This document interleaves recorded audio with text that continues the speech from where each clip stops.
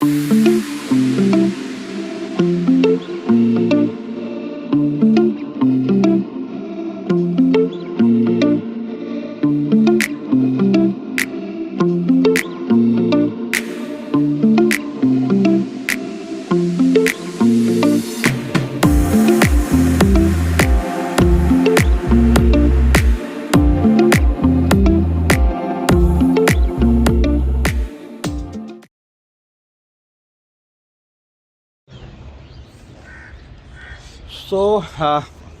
আমাদের কালকের ride full complete হয়নি।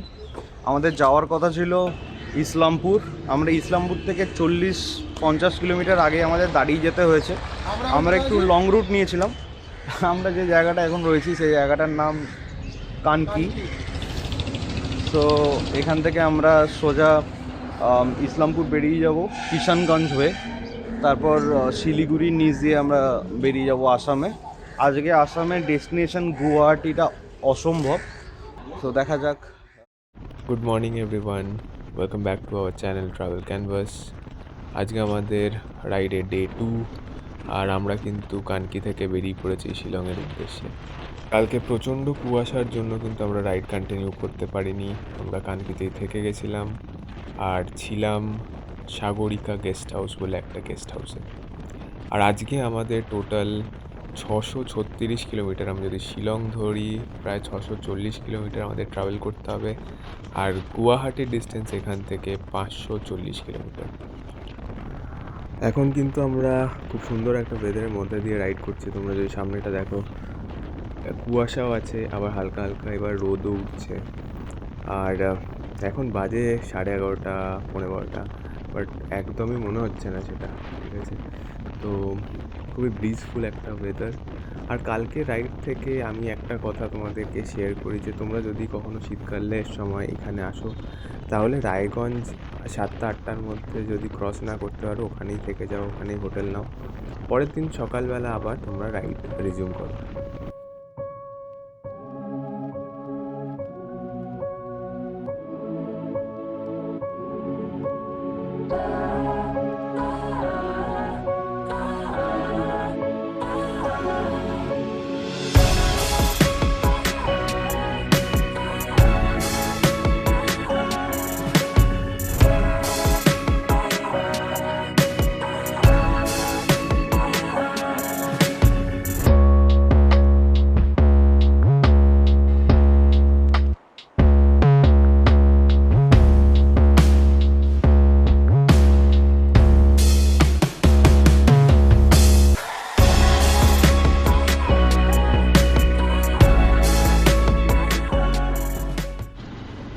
এখন বাজে 1টা, আর আমরা এখন আছি NH-31-এর উপরই।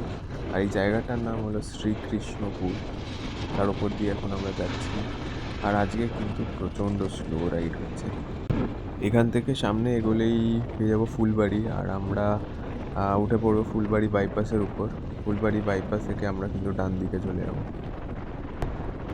এদিকে দেখো, প্রচুর সনাতনী ধ্বজা কিন্তু আমরা দেখতে পাচ্ছি। প্লাস রাস্তার দুপাশেই অ্যাকচুয়ালি সনাতনী ধ্বজা আর ইন্ডিয়ান ফ্ল্যাগে ভরে আছে। গত 22 তারিখ কিন্তু রাম মন্দির উদ্বোধন হয়েছে, তাই জন্য পুরো জায়গাটা একদম সাজানো গোছানো, খুব সুন্দরভাবে এখানে সেলিব্রেশন হয়েছিল, বোঝাই যাচ্ছে।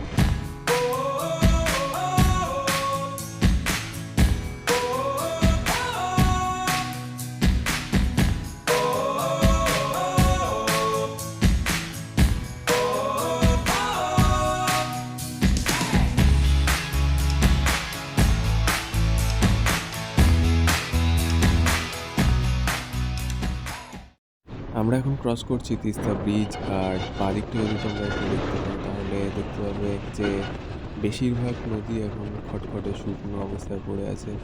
শীতকালে এই রুক্ষ ভাবটা থাকেই। আর এখন বাজে প্রায় 3টে, আমরা এখনও লাঞ্চের জন্য দাঁড়াইনি। বোস একটু সামনে এগিয়ে গেছে একটা হোটেল দেখতে, মানে খাওয়ার হোটেল দেখতে। আমি আর টুবাই একটু পিছিয়ে আছি এখন। আমরা দাঁড়িয়েছিলাম ময়নাগুড়ির ইন্ডিয়া হোটেলে। আর আমরা এখানে আমাদের লাঞ্চ করলাম। লাঞ্চে কিন্তু আজকে ভরপেট খাওয়া হয়েছে, মানে যেহেতু সকালে ব্রেকফাস্ট হয়নি, সেহেতু কিন্তু আমরা দাবিয়ে খেয়ে নিয়েছি আজকে এখান থেকে পুরো। আর রিসর্ট সরি হোটেলটা কিন্তু খুব সুন্দর। ভেতরে কটেজের মতো জায়গা আছে যেখানে তোমরা বসতে পারবো, আর বাইরেও নর্মাল রেস্টুরেন্টে যেরকম কমন স্পেস থাকে সেখানেও তোমরা বসতে পারো।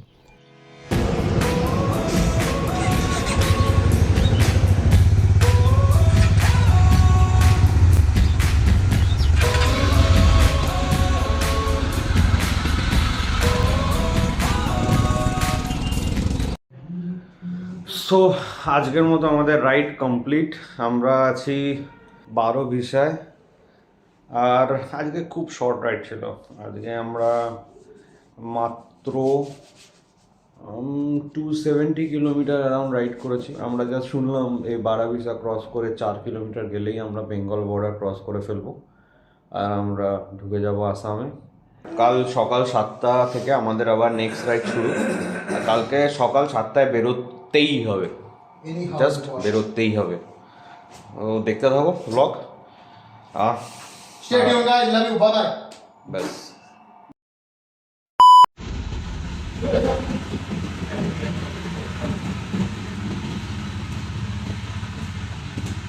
আজকে একটু আর্লি স্টার্ট করছি, তাও লেট। আমরা almost 1 hour, half an hour 1 hour late, but ঠিক আছে। আমরা মোটামুটি যখন শুরু করতে চেয়েছিলাম আমরা start করছি। আর এখান থেকে আমরা স্ট্রেট গুয়াহাটি হয়ে আজকে আমাদের অনেক বড় রাইড, তুলনামূলক, প্লাস প্রবাবলি পাহাড়ও আছে। তো দেখতে হবে। অ্যারাউন্ড 9টায় আলটিমেটলি আমরা স্টার্ট করতে পেরেছি। আজকের বড় প্ল্যানটার হাইলাইট হলো ডিরেক্ট শিলং।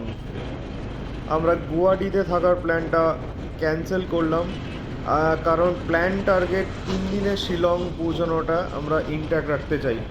সামনে একটা নদী আছে শঙ্কোশ ব্রিজের ওপর দিয়ে, সেটা ক্রস করার পরই আমরা আসাম পৌঁছে যাব। আর আসাম পৌঁছে আমরা বাকি আপডেট দিতে থাকবো রুটের ব্যাপারে। দেখতে দেখতে চলে এলো শঙ্কোশ ব্রিজ। জাস্ট সকালে রাইড স্টার্ট করেই এরকম একটা রিফ্রেশমেন্ট, খুব এনজয় করছি। ম্যাপে দেখছি আশেপাশে কিছু ভিউ পয়েন্টসও আছে, কিন্তু আজকের বড় প্ল্যানটা যদি আমরা সঠিকভাবে এক্সিকিউট করতে পারি, এরকম অনেক অনেক ভিউ পয়েন্ট আমাদের জন্য অপেক্ষা করছে। আর উইদিন 1 কিলোমিটার আমরা বেঙ্গলও ছেড়ে দেবো, আসামে ঢুকে পড়বো। সো আজকের রাইডটার দুটো বড় ইম্পর্টেন্ট মাইলস্টোন হলো বঙ্গাইগাঁও আর গুয়াহাটি। আসাম ঢুকতেই শ্রীরামপুর বলে একটা জায়গা পড়বে, সেখান দিয়ে গোসাইগাঁও হয়ে পৌঁছবো আমরা বঙ্গাইগাঁও। সেখান দিয়ে সোজা মানিকপুর হয়ে পাবো বারপেতার রোড, সেখান থেকে রাইট টার্ন নিয়ে পৌঁছবো হাউলি। হাউলি হয়ে নলবাড়ি, সেখান থেকে সরাইঘাট ব্রিজ মাত্র 60 কিলোমিটার, আর সেটা পেরোলেই ব্রহ্মপুত্র পেরিয়ে আমরা গুয়াহাটি পৌঁছবো।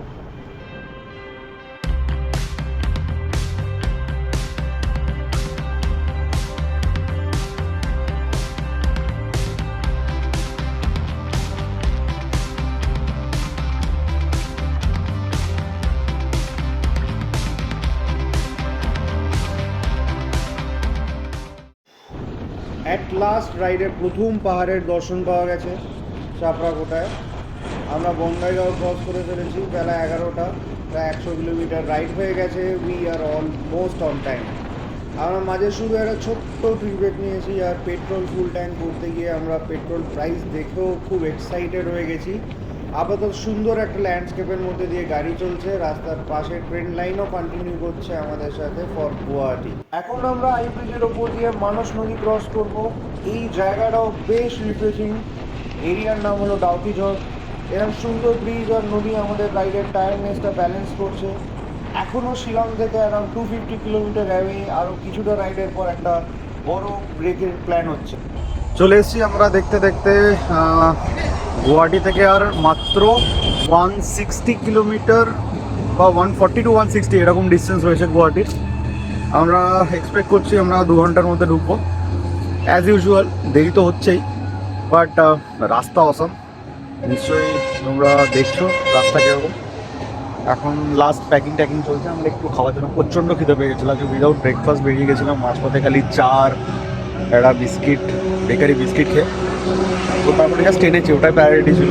খিদে পেয়ে গেছিলো, না খেলেই নয়, তাই একটু খেয়ে নিলাম। আবার আমরা 2 ঘন্টা পরে লাঞ্চের জন্য দাঁড়াবো।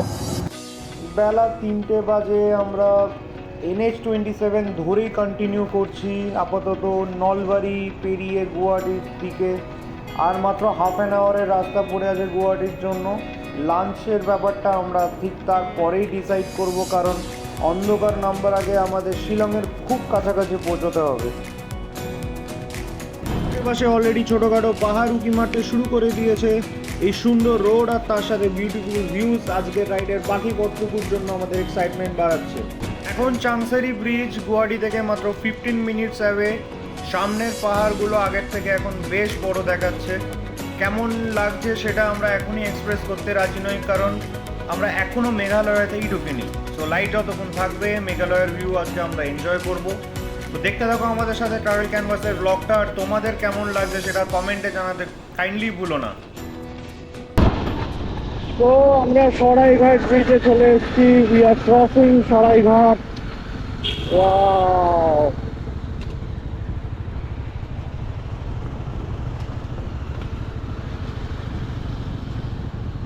এই হচ্ছে সরাইঘাট ব্রিজ, আমাদের ব্রহ্মপুত্র সব থেকে সরু জায়গা এটা।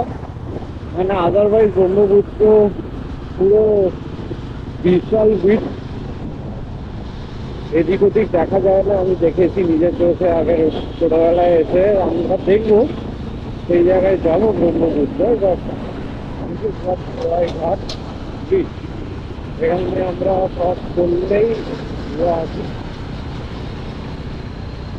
ওই লোকেশনটা গুয়াহাটি শহর দেখা যাচ্ছে। এরপরে আবার আমাদের একটা স্টাফ রাইড শুরু হবে শিলং। আর শিলং পৌঁছে আমরা যাবো রেড পাইন গেস্ট হাউসে, সব করা হবে। ঠিক আছে তো?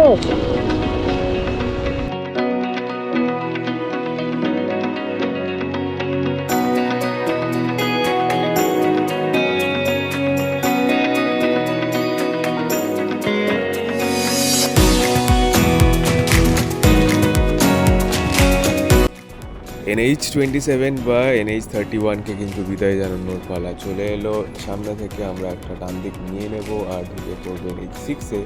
আর NH6-এ ঢোকা মানেই আমরা ঢুকে পড়লাম মেঘালয়তে।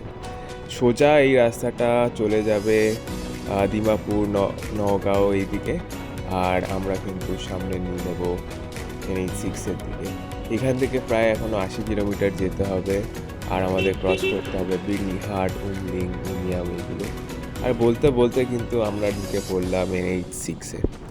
NH6 কিন্তু এখান থেকে আসাম আর মেঘালয়ের বর্ডার বরাবর অনেকটা গেছে, আর আমরা এখন এই রাস্তা ধরেই কন্টিনিউ করব।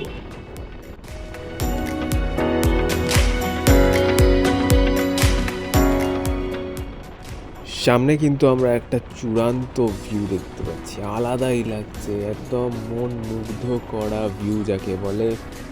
আর বসও সামনে থেকে হাত লাগিয়ে কিন্তু আমাকে ওটাই বলার চেষ্টা করছে যাতে আমি ক্যাপচার করি। এইসব জিনিস দেখতে হলে কিন্তু মাঝে মাঝে এই বাইক নিয়ে টুক করে একবার বেরিয়ে পড়তে হবে। আগেও বলেছি, আবারও বলছি, বেরিয়ে পড়ো একবার।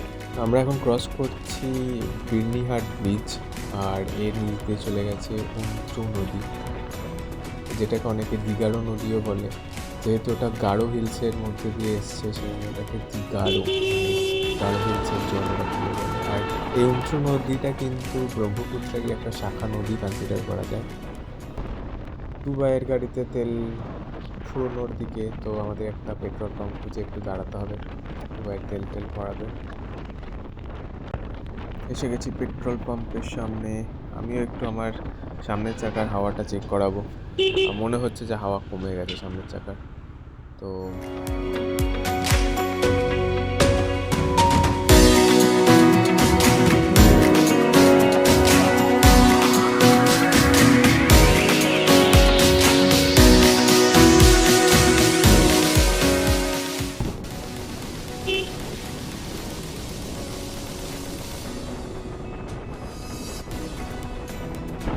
আজকের মতো মনে হয় লাস্ট টোল প্লাজা আমরা ক্রস করছি। টোল প্লাজাটার নাম হলো পাহামাউলিন টোল প্লাজা। আর যতই সামনে যাচ্ছি ততই কিন্তু এক্সাইটমেন্টও বাড়ছে, প্লাস ঠান্ডাও বাড়ছে। এখন কিন্তু কনকনে ঠান্ডা এখানে, কিন্তু একটা জিনিস যেটা সেটা বলার হলো এই রাস্তায় চালাতে কিন্তু অসাধারণ লাগছে। এরকম রাস্তা দেখে কিন্তু আমরা মোটোজিপি মোডে চলে এসেছি, দেখতেই পাচ্ছ হালকা লিন করার চেষ্টা করছি আর সামনে যাচ্ছে বোস। টুবাই কিন্তু লিন করতে পারছে না, টুবাই যেহেতু ববার, ও লিন করলেই ওর সাইলেন্সার পাইপের স্ট্রিপটা নিচে লেগে যাচ্ছে। তো একটু পেছনে আছে, পেছনে একটু আস্তে আস্তে আসছে, যদিও আমাদের একটু লিন কিন্তু সাবধানেই করতে হচ্ছে, যখন তখন দেখছি বাঁদিকে গাড়ি টাড়ি দাঁড়িয়ে পড়ছে। আমরা মেঘালয়ে ঢুকে গেছি। আমরা এখন নংপো ডিস্ট্রিক্টে। আমরা এখনও সিমলা ঢুকিনি। সিমলা ঢুকতে এখনও 40 to 45 কিলোমিটার। ভাই অসাম চালিয়েছে, ববর চালিয়ে চালিয়ে চলে এসছে 1100 কিলোমিটার। হ্যাঁ, ফার্স্ট রাইড। মেঘালয় প্রথম রাইড মেঘের ওপর, আবার বাবার নেই। আবার ববর নিয়ে, মানে অসাম। আমার নিজেরই দেখার ইচ্ছে ছিল যে ববর নিয়ে কীভাবে আসা যায় এই পর্যন্ত।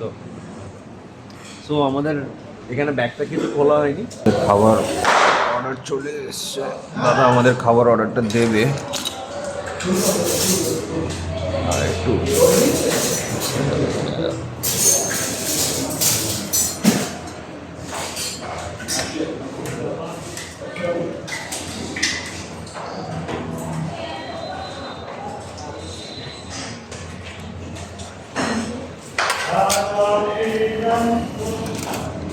एक एक्स्ट्रा प्लेट दीजिएगा। सो हमारे खाবার এসছে। So we'll have that food now and we'll start again.